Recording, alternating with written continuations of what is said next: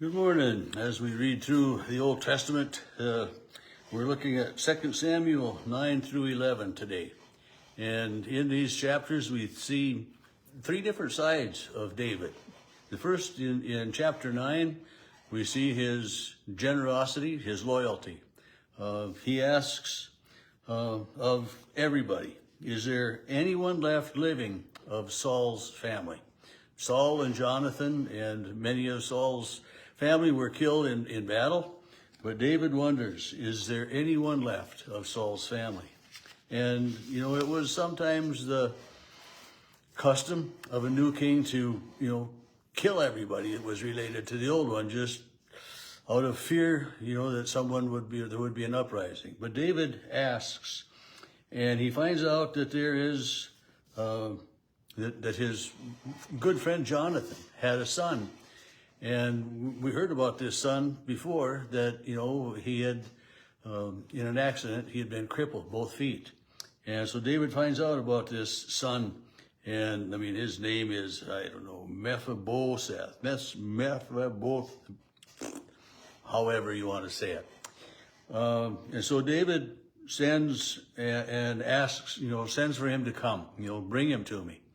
And he comes and he falls at David's feet and says, I am your servant. And David says, don't be afraid. And this would be normal for this man, Mephibosheth, to be afraid, to be leery, not, to be mistrusting of David and his, what are his intentions. But David assures him that, he is looking out for his best interests. And he's going to provide, this great grandson of Saul gets all of Saul's land, and this grandson Mephibosheth has a servant, Ziba, and Ziba has, 15 sons and 20 servants, so he had a large family too. But David provides for this grandson of Saul, the son of Jonathan, this Mephibosheth, and he says, you will dine at my table. And so he's loyal. He's still loyal to King Saul and to his friendship with Saul's son, Jonathan. And, we read, briefly, but we read about, David's friendship with Jonathan and how, Jonathan spoke up to his father Saul on David's behalf. And because Saul, in his madness, in his, whatever state of mind he was in, just had this great mistrust for David and everything. But David doesn't repay evil with evil. He shows kindness to this grandson.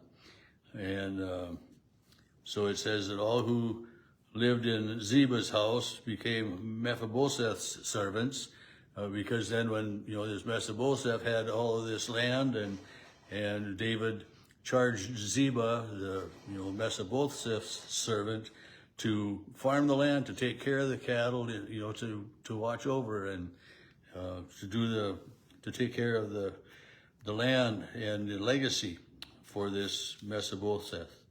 And he says he always ate at the king's table. He was lame in both feet. And if you read back, I don't remember which chapter it was in, but he was injured when they were fleeing. And then chapter 10, we have David hears that the king of the Ammonites has died, and his son is succeeding him, which was normal. And David decides to send a delegation to show support for this new king, Hanan. But some of this Hanan's staff mistrust David's plan. And they tell Hanan, well, these servants of David's, these messengers of David's, they're not here to show you trust, to show you friendship. They are here to spy on you so that David and his armies can come and conquer us. And so this new king has these men, he shaves half of their head and he cuts their clothing off so that they're, it says their buttocks show, to be embarrassed, and so total disregard for David and his offer of friendship and support.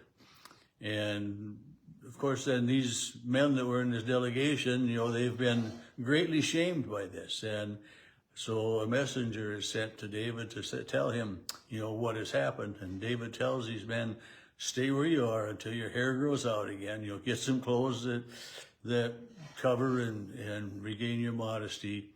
And then when all this is done, it says he sent Joab and all of the army and the warriors, and the Ammonites came up to draw battle.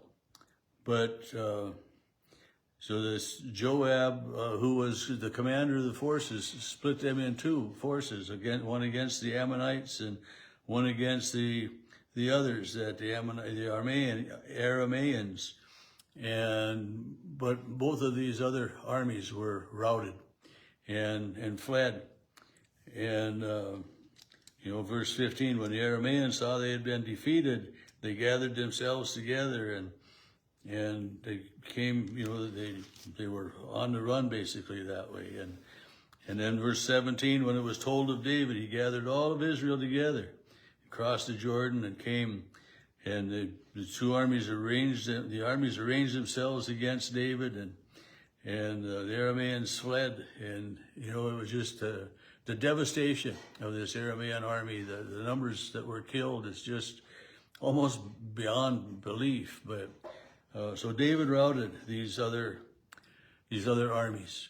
So he was protecting his country and his borders, but also he was trying to show his loyalty to this former king, and was his servants were so badly mistreated that David made a show of, this is my strength, this is my power, God is with us, and what we meant for good, you took for bad. Chapter 11, we have a terrible turn of events. It begins, I've commented on this before. In the spring of the year, the time when kings go out to battle, and it's just, they don't want to battle in the wintertime, fighting snow and cold and supply lines and that way, but in the springtime, they go to battle. And I thought, man, what a horrible thing to think that, in the springtime, we're going to go to war. But that's what is written here. In the springtime, when the kings go to battle. David sent Joab with his officers and all of the army, and they ravaged the Ammonites at Beshiz Rabbah, but David stayed behind at Jerusalem.